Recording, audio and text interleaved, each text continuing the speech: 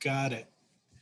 All right, so today we are covering the a significant part of chapter 3.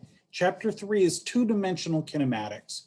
We talked about what that means in terms of vectors, and that we have vectors that can be purely in the x-axis, vectors that can be purely in the y-axis, but in reality, most vectors are a little bit of both. And so we can resolve a vector into its components, its x and y-axis components, or we can take an x-axis component and a y-axis component and add them together, vector sum, which is a squared plus b squared equals c squared, the Pythagorean theorem. We can add two vectors and we can figure out what angle that is. And when we do that, we have a vector that we say is north of east or south of west or something like that to have an angle 30 degrees north of east. And we'll know how to orient that. We're gonna face east, angle north, and have that be 30-degree angle and go for so long. And so all of that sounds like blah, blah, blah. It sounds a little bit out of context. So we'll put some things into context today, and then we will have joyous fun. So I need to find a thing. Oh, come on. I don't know how your online experience has been thus far. I do know that some people love and some people despise things like breakout rooms. And so I have, I tried it, and my student said, you know, I didn't really like that. And so I have a thing that I made up to be like a breakout room exercise. And after trying it as a breakout room, I think I'll just lead it as a guided learning piece, and hopefully that works well, because I don't want to annoy you. All right, so we are leading up to the football question, but there's a couple of pieces that we want to put together before we're to that point. And so we have our equations of kinematics. Can we all agree on that? Yes, they are wonderful things, these equations of kinematics. And they're the V equals V naught plus AT, X equals 1/2 V naught plus V times time, which is truly just the average velocity. So it's X equals VT. The V with the bar over it means average velocity. This equation has messed up many a person because for no good reason, they assume that one of the velocities is 0, and it's not necessarily so. Sometimes it's true, but other times the average velocity is something born out of having an initial velocity of 30 meters per second and a final velocity of 30 meters per second. If the velocity doesn't change, then this equation is just X equals VT. And it's madness to try to jump in and arbitrarily decide that one of those velocities is 0. So don't make that mistake. Hey, another equation, X equals V naught T plus 1/2 AT squared. That includes this, the average velocity times time. If the acceleration is 0, it's the same equation if the acceleration happened to be 0. These equations of kinematics work with constant acceleration. That means the acceleration has some value, and and it's not changing in the course of events here. So that value can be positive, negative, or 0. And then finally, the one that looks the most scary because it's got squared terms in there, v squared equals v naught squared plus 2ax. Maybe this one looks the most scary. Another equation. So here's the general form of the equation of kinematics. Here's the axis-specific forms, because we're doing two-dimensional kinematics now. And when we do two-dimensional kinematics, the basic reality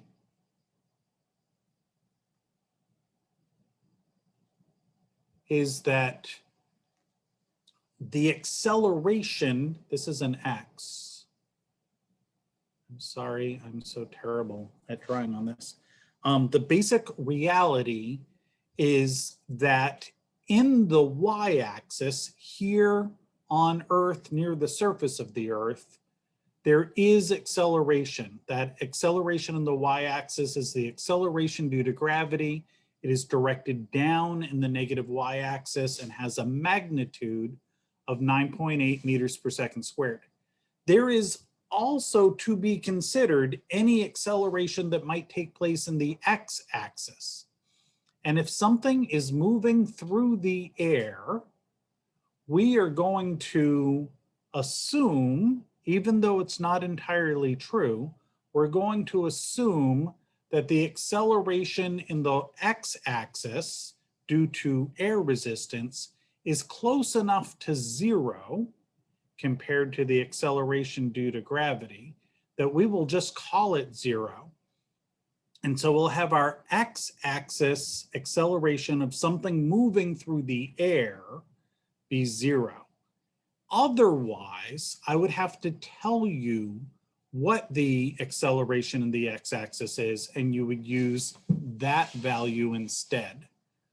Oftentimes when we're doing y-axis motion, if I just indicate that it's free fall motion or something falling through the air or whatever, you will safely assume that the acceleration in the y-axis is negative 9.8.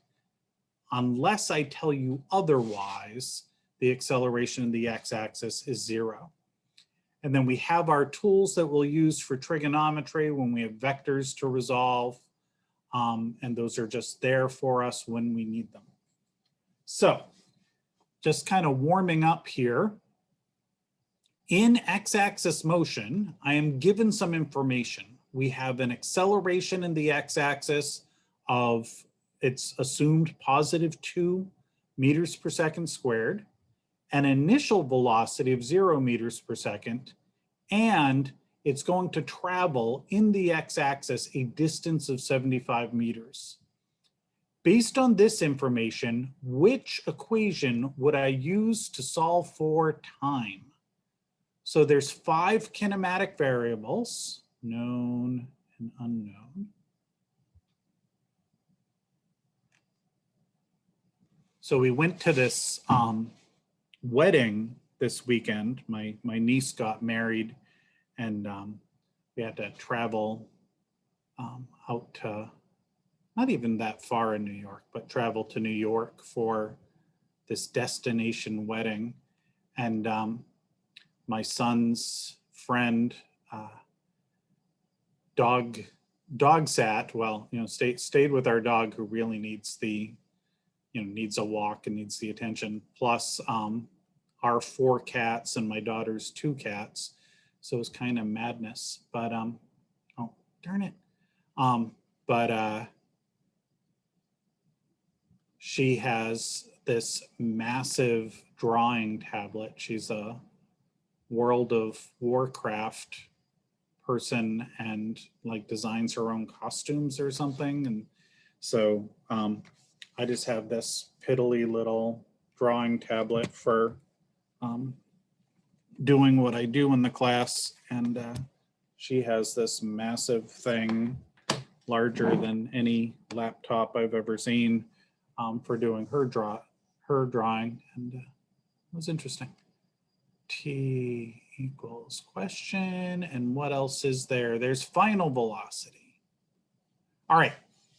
So we have 5 kinematic variables. And if we do an accounting for the 5 kinematic variables, we were given 3 of them.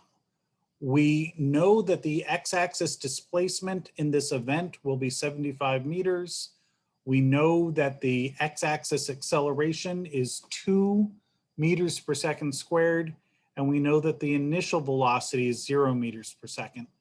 I don't know time and I don't know final velocity. If I don't know final velocity and I'm not interested in it, then that tells me which equation to choose. I don't know the time, but I want to know the time. So I need an equation with time in it. I don't know the final velocity, but I don't care. So there's one of the 4 equations that doesn't have final velocity in it. It's this one. So x equals v naught t plus 1/2 at squared. That is the one of the 4 equations that has what I need but doesn't have what I don't need. All right, so it's not the end of the world because the initial velocity is 0, so 0 times anything is 0, so that term disappears. I get x equals 1/2 at squared. I want to solve for time. Multiply both sides of the equation by 2. I get 2x equals at squared. Divide both sides of the equation by a. I get 2x over a equals t squared. This is all in service of trying to get t all by itself on one side of the equation. So what you do when you try to solve something algebraically. Now I have t squared all by itself. In order to get that to be t, I take the square root of both sides of the equation. So I'm going to say t equals square root of 2x over a. And that is how I would solve this equation, as it so happened to be that the initial velocity was 0, to solve for time.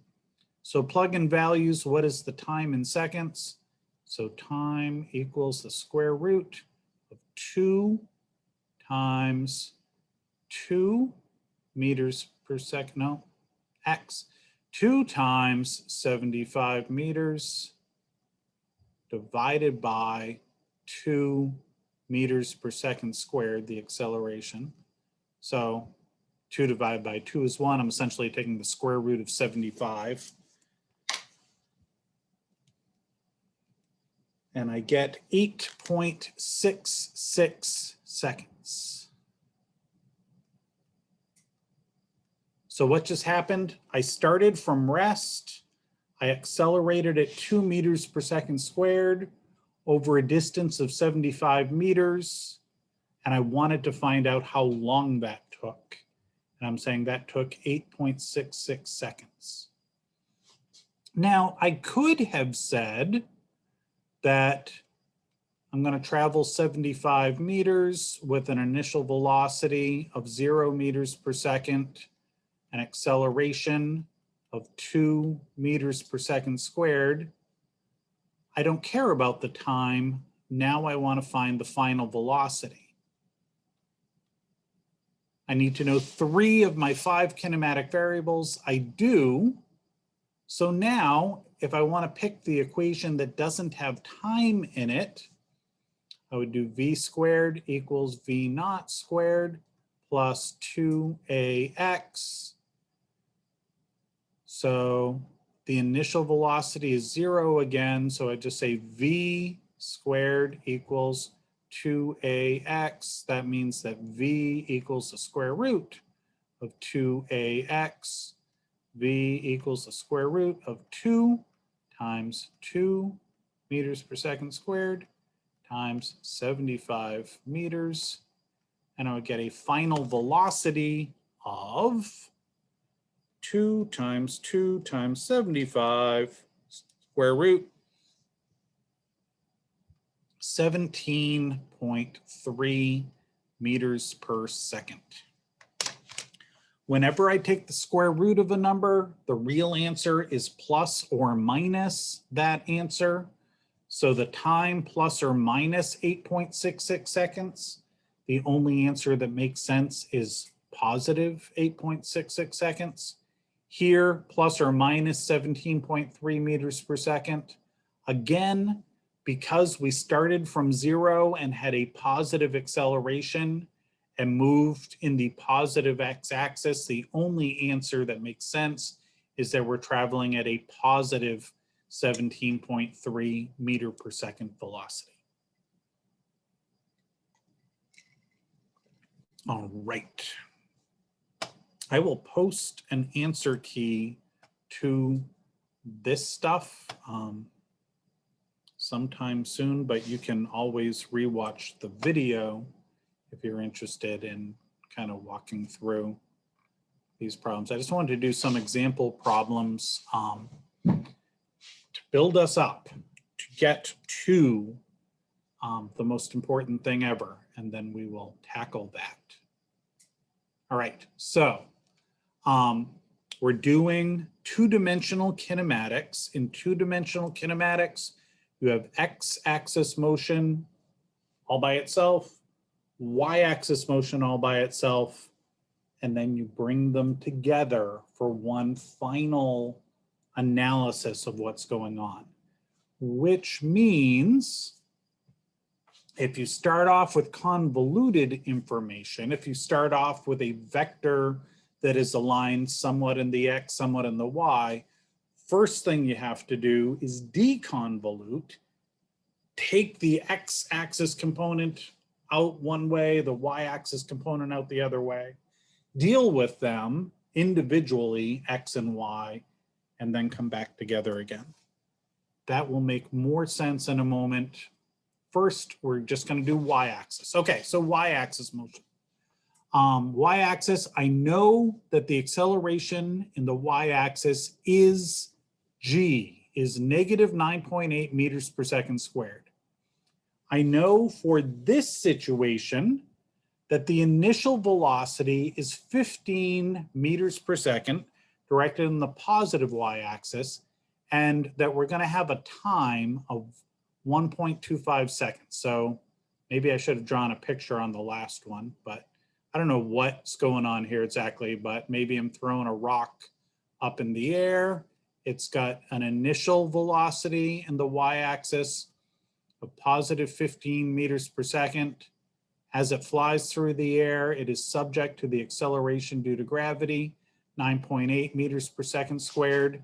And I don't know where it's going to be, but at some time in the future, 1.25 seconds later, it's going to be somewhere.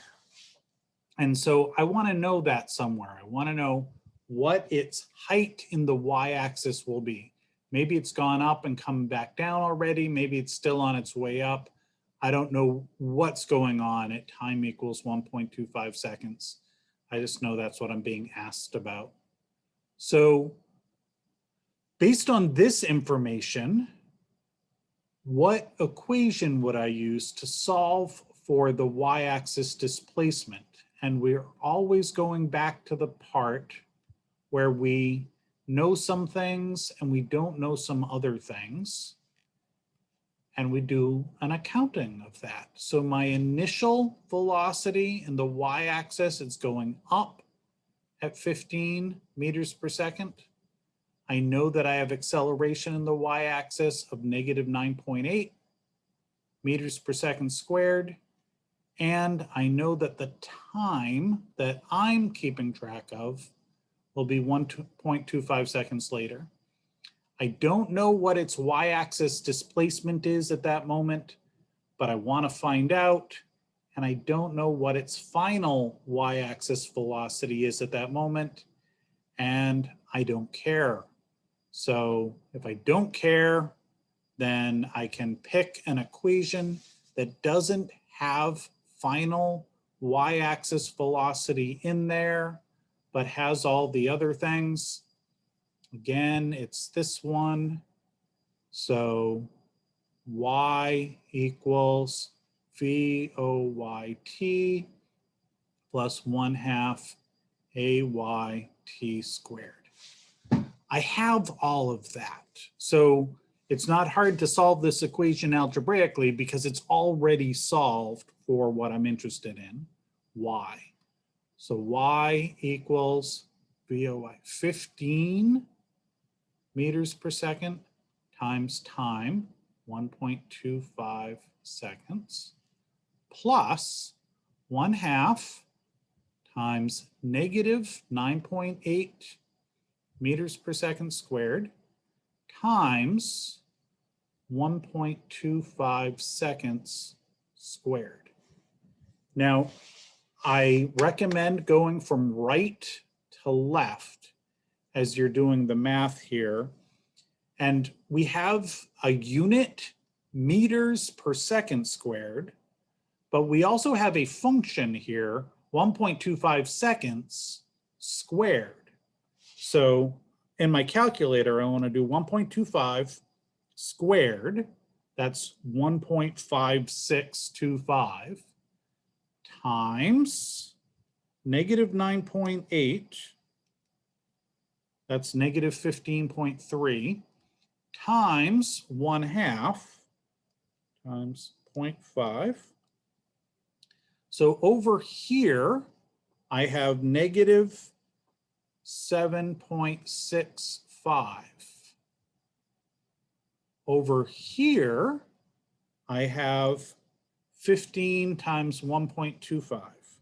15 times 1.25 is 18.75. 18.75 minus 7.65. Oh, I shouldn't have hit clear. 18.75 minus 7.65 is 11.1. 11.1 meters. It is a positive number. So I took this rock, that's what I did. I took a rock and threw it up in the air with an initial velocity of 15 meters per second. It went up. The whole time it was being slowed down by the negative acceleration of the acceleration due to gravity. And I discovered that having thrown it up in the air with an initial velocity of 15 meters per second, it rose to a height of 11.1 meters in a time of 1.25 seconds. Now, if instead I wanted to find what its velocity was 1.25 seconds later, I'd cross that out and I'd search for this. I'm using the same starting information, but I don't know, is it still going up? Has it started to come down? Is it miraculously just at its maximum height with an instantaneous velocity of 0? I don't know. So I can solve for final velocity. Going to use my equations of kinematics. This time I don't want the y-axis displacement in the equation because I don't know what it is.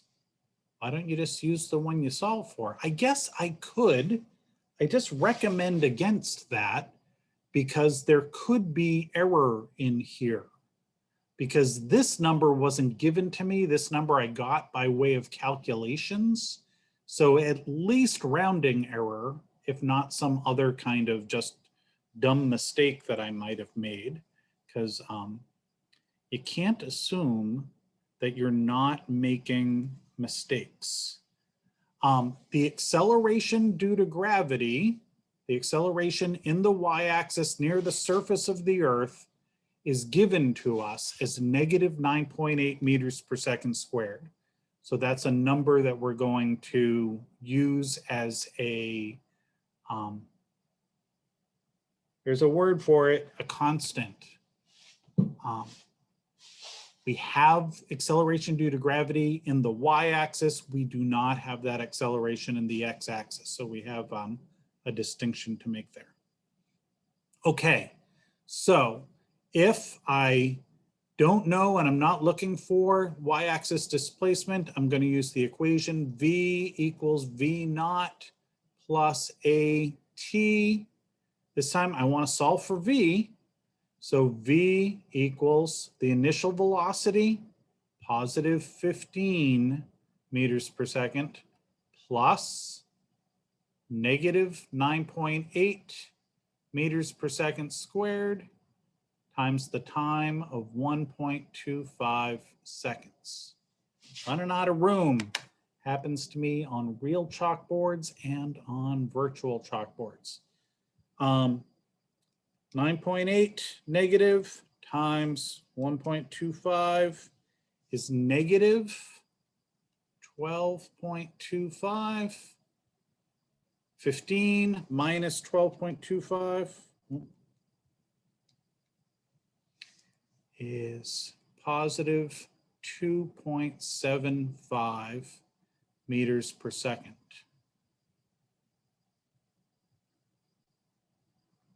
So what did I just find out? I just found out that I tossed something up in the air with an initial velocity of positive 15 meters per second. After 1.25 seconds elapses, it is still going up, although considerably slower. It's moving up at positive 2.75 meters per second. It's probably near the top of its travel journey.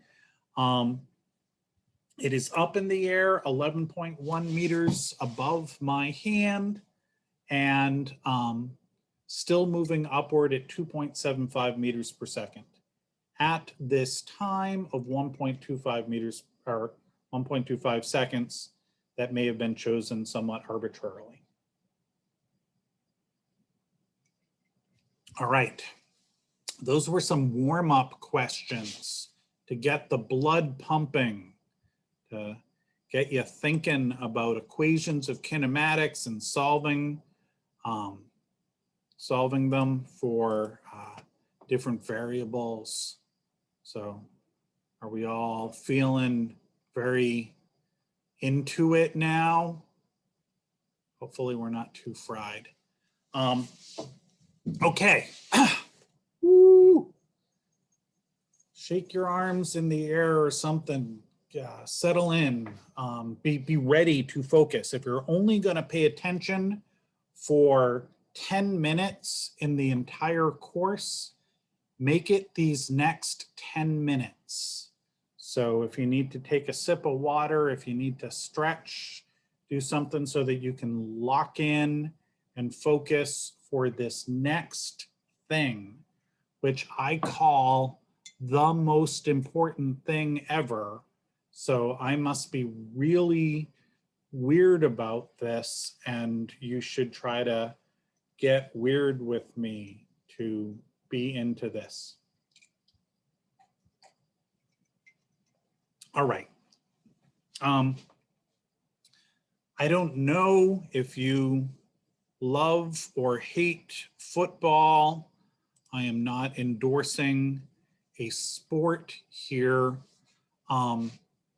It can be American football, which seems to be depicted in the image that I have here of somebody doing a kickoff and the ball flying through the air. It can be football as most of the world thinks about it, somebody kicking the ball and it flying through the air. It can be golf, it can be tennis, it can be most ball kind of sports will have this projectile motion. Something's going to fly through the air. It's got a very distinctive kind of motion where it's going to move through the air. It's going to travel up and back down again. That's what happens with projectile motion. It's moving in the x-axis, and in the x-axis, remember, we're going to assume that the acceleration is 0 meters per second. It's not really true, but the acceleration of the x-axis is typically small, and it can be affected by the wind, right? So you can have, if you kick a ball into the wind that's blowing toward you, there's a negative acceleration. If you kick the ball with the wind, maybe there's a positive acceleration. It will make the ball fly even further in the x-axis. So it's so hard to account for, but for a lot of stuff we're doing, we can just assume it's 0 or close to 0, or at least do our back of the envelope calculation based on 0, and then know that it will change if we're kicking against the wind or into the wind or whatever. And we know that the acceleration in the y-axis is the acceleration due to gravity, negative 9.8 meters per second squared.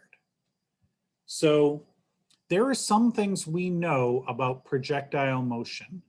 And the most fundamental thing that we know is that the motion in the x-axis and the motion in the y-axis have to be dealt with separately.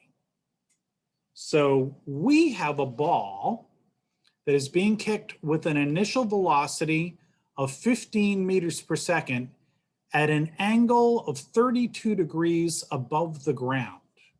So this angle is 32 degrees. This initial velocity is 15 meters per second. And if you use the number 15 in any of your velocity equations, you will get the wrong answer. This velocity is not the velocity in the x-axis, and it's not the velocity in the y-axis. This velocity is the one that is angled 32 degrees above the ground. That is 15 meters per second. I need to know what is the x-axis component of that velocity and what is the y-axis component of that velocity. And that process I call the most important thing ever.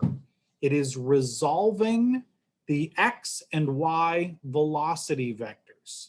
Now, fortunately, it's fairly simple because we have an angle theta, we have the hypotenuse, and so ka, that's a C, ka toa, sine theta equals opposite over hypotenuse, cosine theta equals adjacent over hypotenuse, and then tangent theta equals opposite over adjacent.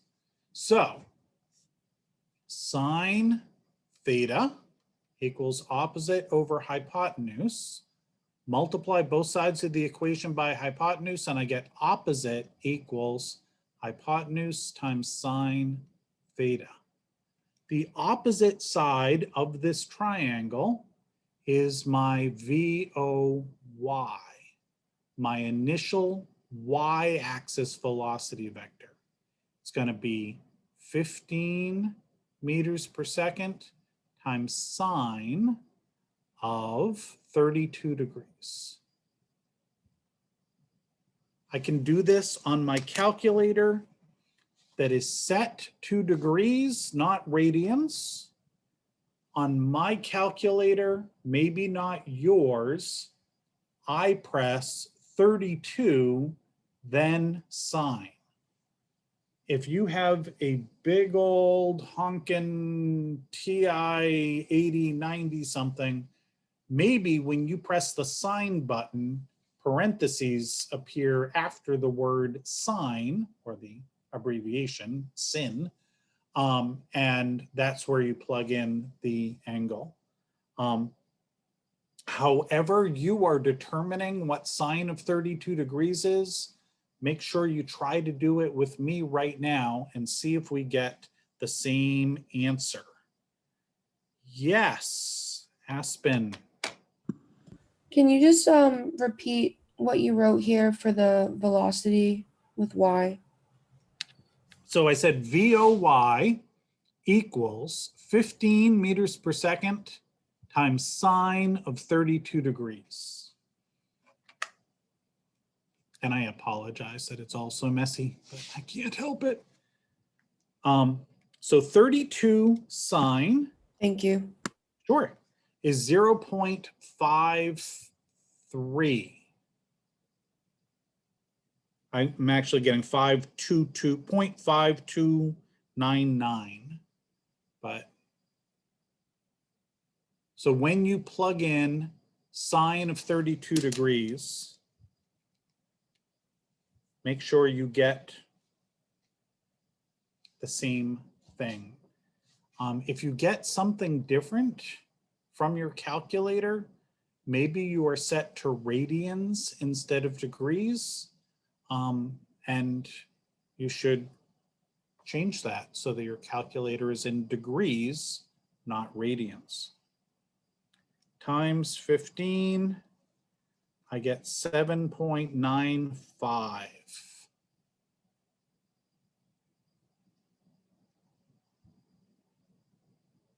The initial y-axis velocity vector is 7.95 meters per second.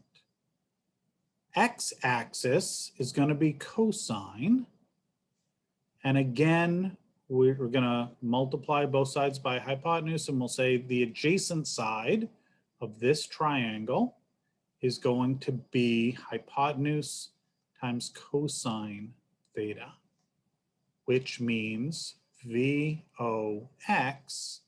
equals 15 meters per second times cosine of 32 degrees.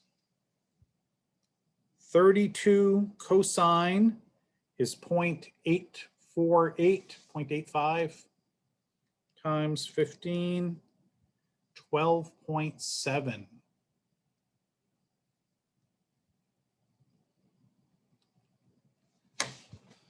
So we have just done the most important thing ever. We have figured out the initial x-axis velocity vector and the initial y-axis velocity vector. If you want a handy hint, so long as this chart, this image is on the equation sheet, this is just saying that the initial x-axis or the initial velocity is a, the 15 meters per second. The y-axis component is a sine theta. The x-axis component is a cosine theta. Some people will ask, is y-axis always sine and is x-axis always cosine?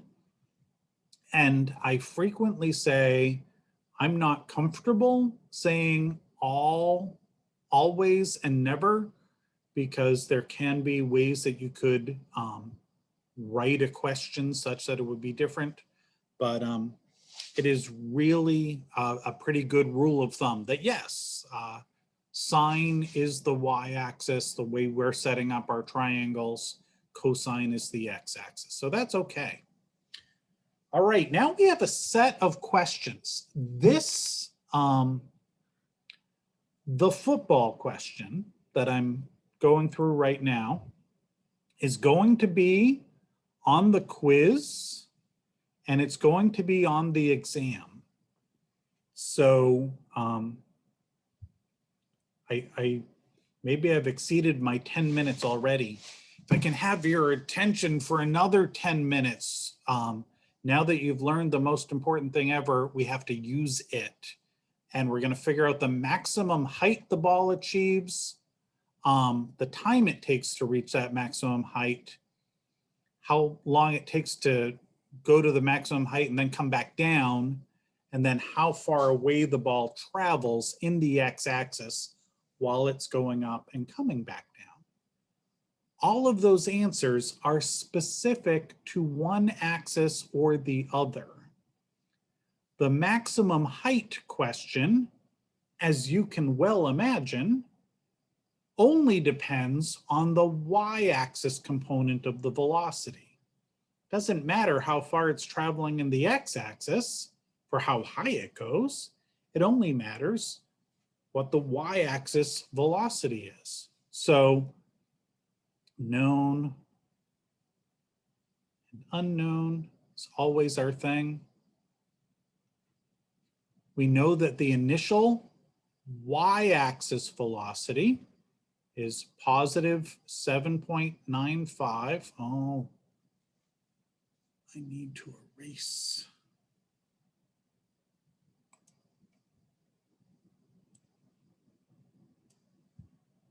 And then the challenge is getting it to write again.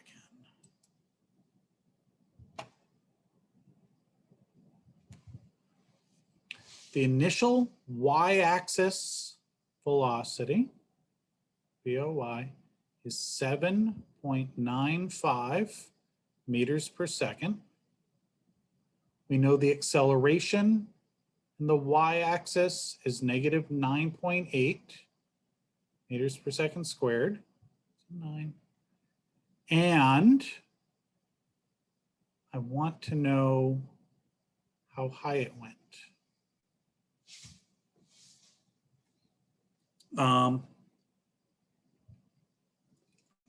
There are 5 kinematic variables.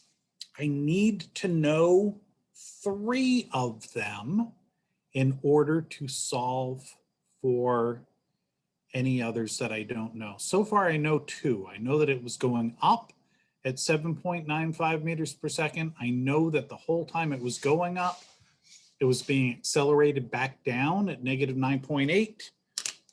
The other bit of information that is intrinsic is that things that go up stop going up and then start coming down.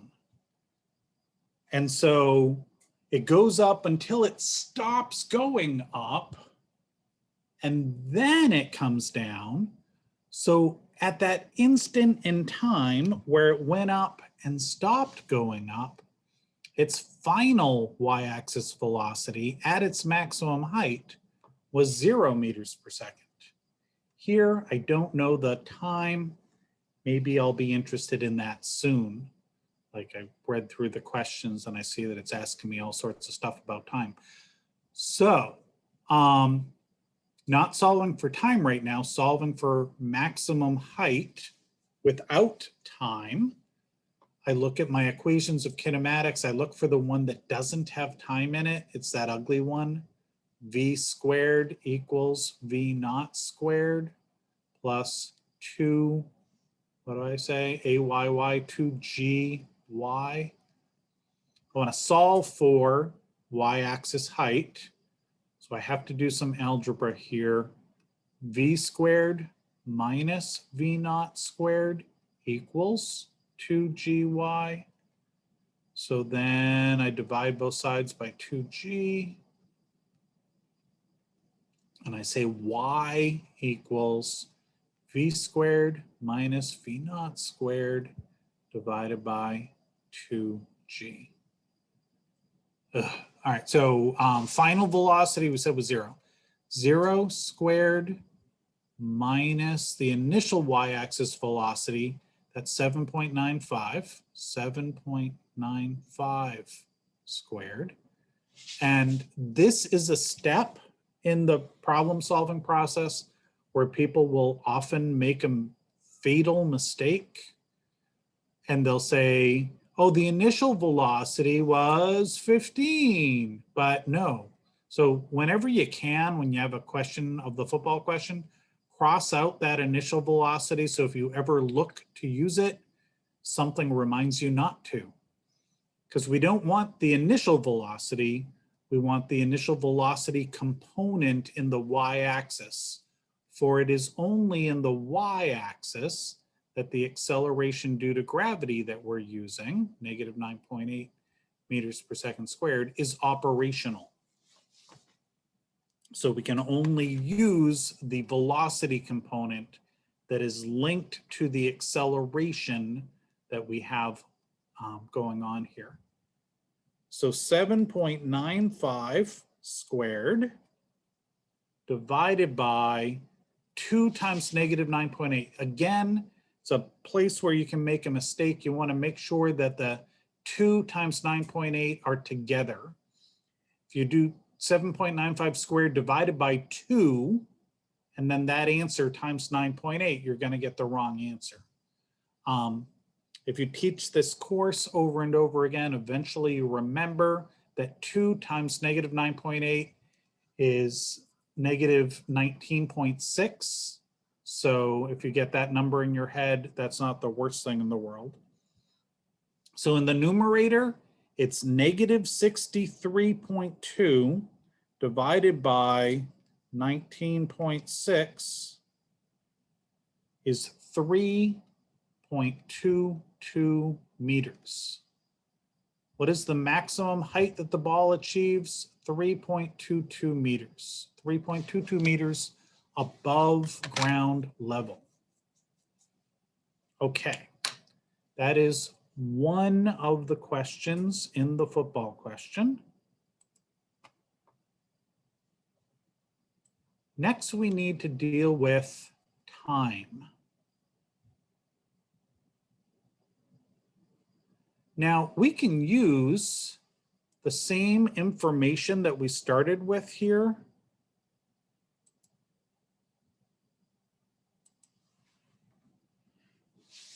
But let's make note of the fact that the velocity at the maximum height was 0 meters per second.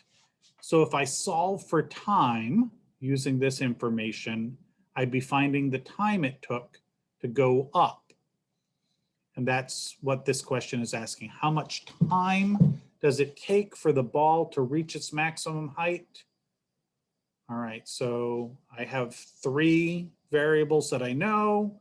This time I don't care about displacement. I'm only looking for time. So that makes my life easier because I can say V equals V naught plus A, oh, darn it, A T up. So V minus V naught equals A T up. So T up, the time it took to go up, is V minus V naught divided by G. The acceleration is G. So 0 minus the 7.95 meters per second divided by negative 9.8 meters per second squared. The time it took to go up to its maximum height, 7.95 divided by 7.95. Come on, 7.95 divided by 9.8 is 0.81 seconds.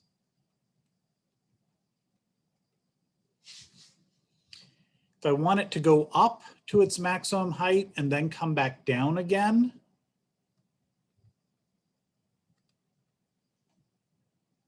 T total equals 2 times T up.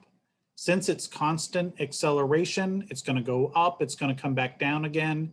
It's going to take the same amount of time. So it's just 2 times 0.81 times 2. 1.62 seconds. And then the last step in the football question, kind of step back for a moment and say, okay, how far away does the ball land in the x-axis?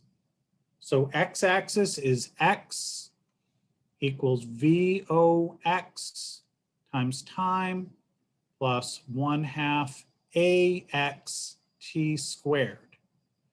The acceleration in the x-axis is 0. So we just get x equals VOX times time. In the x-axis, the ball is going to travel at 12.7 meters per second for as long as it's flying through the air, and it is flying through the air for 1.62 seconds, for all the time it takes to go up to its maximum height and all the time it takes to come back down to ground level. And so X equals 12.7 times 1.62 seconds. Oh, come on. 12.7 times 1.62 and get 20.6 meters. Woo. That is the football question. It will be on next week's quiz. It will also be on exam number 1. There are multiple other opportunities for you to work through this problem or see this problem worked through, but that is one blast through there. It's important stuff. The football question process is not just relevant to solving this one particular problem. It has relevance in all sorts of other applications in the course. I just introduce it this way. Okay. Hey, everyone who survived thus far. I have a quiz for you based on chapters 1 and 2 material. Looks like a couple of you have taken a whack at it already. I have a quiz for you based on chapters 1 and 2 material. Before you start the quiz, I would be happy to go over any questions you might have from the chapters 1 and 2 homework, or just other like lingering questions from chapters 1 and 2.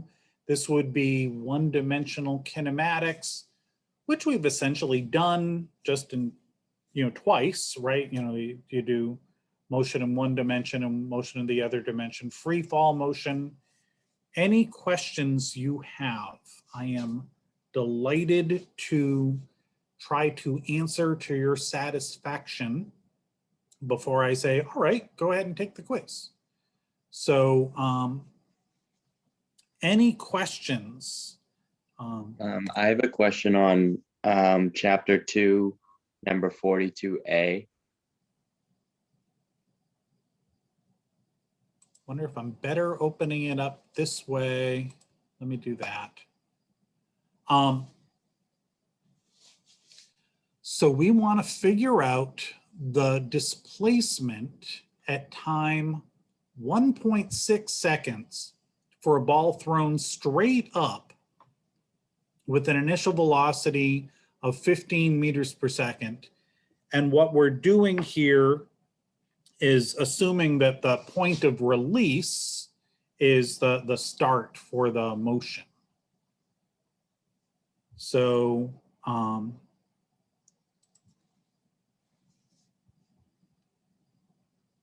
here I am, throwing something up in the air. The initial velocity is going to be 15 meters per second. We are here on Earth, so the acceleration on the y-axis is negative 9.8 meters per second squared, directed down toward the surface of the Earth.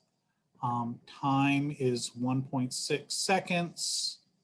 We want to figure out displacement. So this is known. In the unknown category is displacement in the y-axis, and then I don't know its velocity at that point. So I have my 4 equations of kinematics.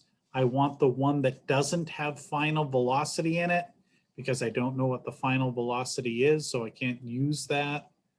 So I say x equals v naught t plus 1/2 at squared as my vanilla equation. I would use the y-axis version, y equals v naught t plus 1/2 at squared.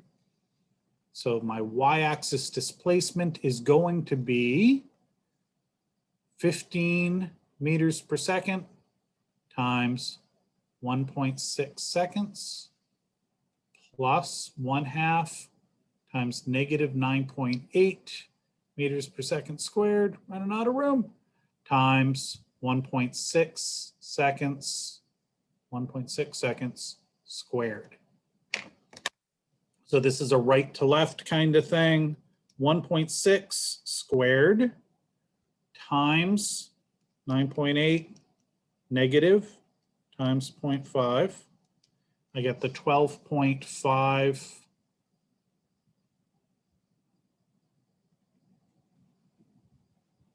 negative 12.54 when I do this math, and then 15 times 1.6 is 24. So y equals 24 minus 12.54. Y equals 12.54. 11.5 meters. And so I would. Thank you. Sure.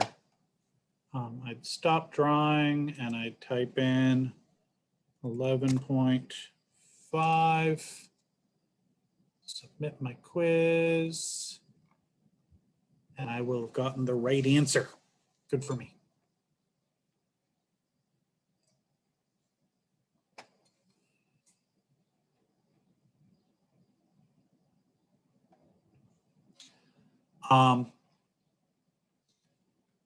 I cloned this course from last summer's class, and I have not fixed all of the due dates.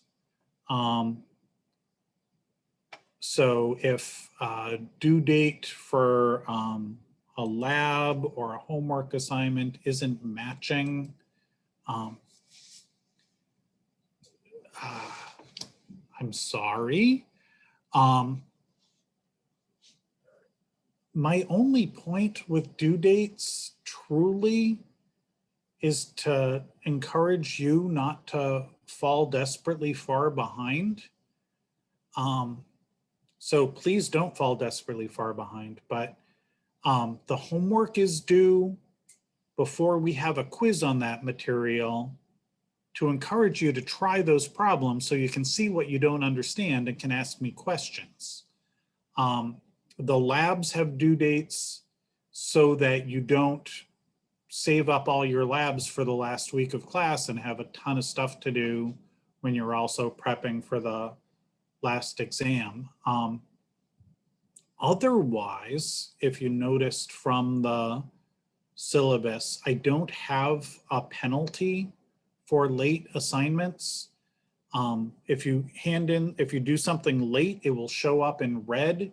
Maybe that's the red mark of shame, but it doesn't detract from your score at all. So I do encourage you. And the reason that I set due dates also is just because, here on the right side to-do list, you will see things, that are coming up that are due. And I just figure that's a helpful reminder for you. I get, my reminders of all the things I have to grade. So that's all that is just something to help you kind of keep going on things. I have a colleague, not my wife, different colleague who has a policy that if lab reports are late, he subtracts 10% for every day that they're late. And he never said he'd stop at 0. So it's just kind of funny. You know, if it's not you having that happen to, I don't know that he would really do that. Anyways, any other questions on chapters 1 and 2 homework before you tackle the quiz?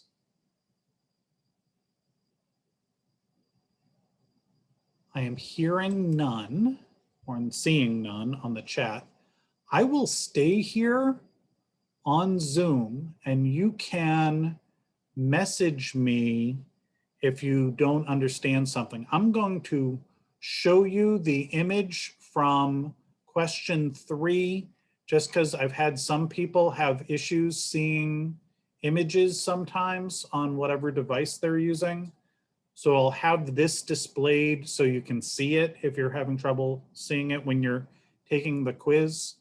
Go ahead, take the quiz. I will mute myself and shut off my camera, but I will be here with you. And if you have questions, feel free to let me know. And otherwise, when you're done, you can go on your merry way and enjoy your day. Looks beautiful out.